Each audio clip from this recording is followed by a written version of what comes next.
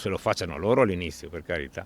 Parole che arrivano come boomerang quelle del sindaco indipendentista di Santa Lucia di Piave e medico di base, che ribadisce la posizione già espressa relativamente al vaccino anti-Covid, perplessità che riguardano i tempi e le basi scientifiche che hanno portato alla produzione del vaccino, fendenti che si rinnovano proprio all'indomani del giorno simbolo per quell'uscita dal tunnel che tutti sperano.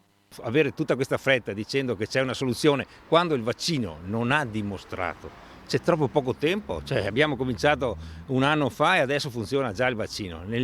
Per altri vaccini ci sono voluti ben più anni di consolidata esperienza, di risultati e di valutazioni. Oggi non lo inietterebbe su se stesso, spiega, ma altrettanto si dice disposto a cambiare opinione non appena ci saranno evidenze scientifiche sufficienti a convincerlo, mentre i suoi pazienti si limiterà ad esprimere il proprio punto di vista. Ma non solo, il sindaco ha espresso opinioni pungenti anche sulla giornata delle prime vaccinazioni effettuate sul personale medico, etichettandola come una spettacolarizzazione, si legge in una nota, una messa in scena di chi si è fatto vaccinare sotto gli occhi dei riflettori come comparse.